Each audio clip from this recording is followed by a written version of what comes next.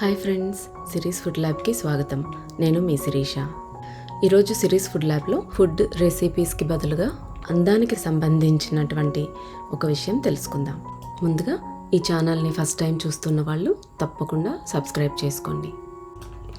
మనం రెగ్యులర్గా స్నానానికి సబ్బు అదే సోపు వాడుతూ ఉంటాం కదండి.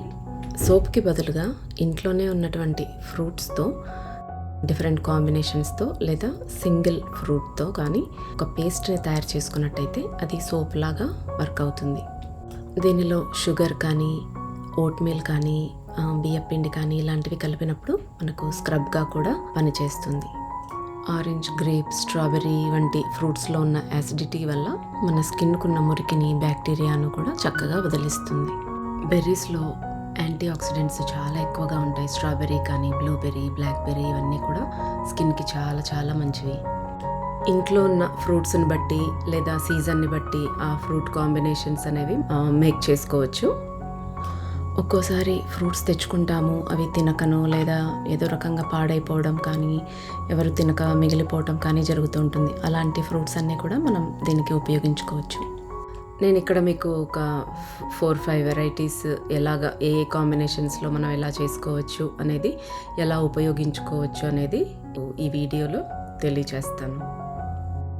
ఇక్కడ ఒక కాంబినేషన్ ఆరెంజ్ అండ్ బనానా, ఈ రెండు మిక్స్ చేసి చేసుకోవచ్చు లేదా ఏ దానికది విడివిడిగానే కూడా చేయవచ్చు. ఈ ఆరెంజ్ బనానాకి కొద్దిగా గ్రేప్స్ కూడా యాడ్ చేసుకోవచ్చు. ఇంకో కాంబినేషన్ బనానా స్ట్రాబెర్రీ, ఇక స్ట్రాబెర్రీ గ్రేప్ కాంబినేషన్ చేసుకోవచ్చు. Pear strawberry, apple strawberry grape కూడా యూస్ చేసుకోవచ్చు.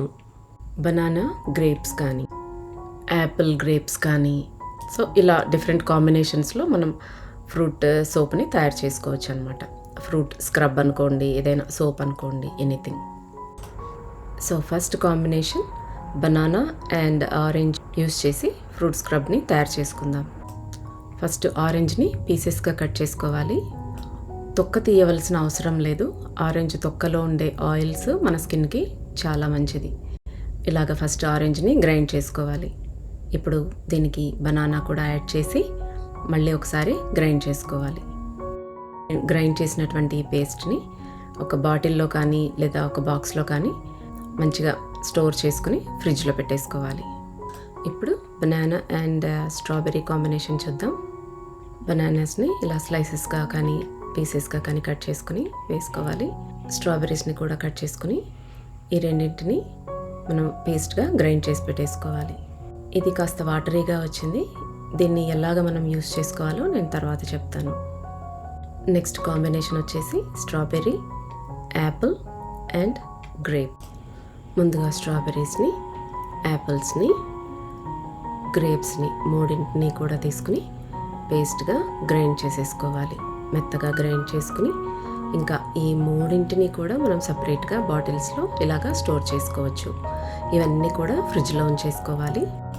ఎవ్రీడే మనం కొద్ది కొద్దిగా తీసుకుని వాడుకోవచ్చు. ఇవి 10 days దాకా కూడా బాగానే ఉంటాయి, ఏమీ పాడవ్వదు. ఫ్రిడ్జ్లో పెట్టుకుని చల్లగా ఉంటుంది కాబట్టి స్నానానికి వెళ్ళే కొద్దిసేపటి ముందు కొంచెం పేస్ట్ని కప్పులో వేసుకుని అందులో కొద్దిగా బియ్యం పిండి, తర్వాత ఆయిల్ వేసుకుని అంతా బాగా మిక్స్ చేసేసుకుని పెట్టుకోవాలి. అంటే మనకు కాస్త చిక్కదనం అనేది కావాలి కాబట్టి బియ్యం పిండి వేసుకున్నాము. అది కూడా స్క్రబ్గా మనకి హెల్ప్ చేస్తుంది. డ్రై స్కిన్ ఉన్న వాళ్ళకి ఆయిల్ మాయిశ్చరైజర్గా ఉపయోగపడుతుంది. ఆరెంజ్, బనానా మనం గ్రైండ్ చేసుకున్నది గట్టిగా ఉంది కాబట్టి దానికి కొంచెం వాటర్ కావాలంటే యాడ్ చేసుకుని యూస్ చేసుకోవచ్చు. ఈ రకంగా ఫ్రూట్స్ని ఉపయోగించి ఇంట్లోనే ఏ కెమికల్స్ లేకుండా మనం ఫ్రూట్ ప్యూరేతో సోప్ లాగా, స్క్రబ్ లాగా తయారు చేసుకోవచ్చు. స్నానం చేస్తూ ఉన్నప్పుడు ఒక్కొక్క పార్ట్ మీద దీన్ని అప్లై చేస్తూ మృదువుగా మర్దన చేసుకుంటూ స్నానం చేయవచ్చు. దీన్ని కొద్ది రోజులు కంటిన్యూస్గా వాడినట్టయితే స్కిన్ మీద ఉన్నటువంటి నల్లటి మచ్చలు కానీ, ఎక్కడైనా పిగ్మెంటేషన్ కానీ అలాంటివన్నీ ఉన్నప్పుడు కూడా అవన్నీ పోయే ఛాన్స్ అనేది చాలా త్వరగా ఉంటుందన్నమాట. తప్పకుండా ఈ హెల్దీ టిప్ని యూస్ చేసుకుంటారని ఆశిస్తున్నాను. మీకు ఈ వీడియో నచ్చినట్టయితే లైక్ చేయండి, ఫ్రెండ్స్ అండ్ ఫ్యామిలీకి షేర్ చేయండి, సిరీస్ ఫుడ్ ల్యాబ్కి సబ్స్క్రైబ్ చేసుకోండి. Thank you.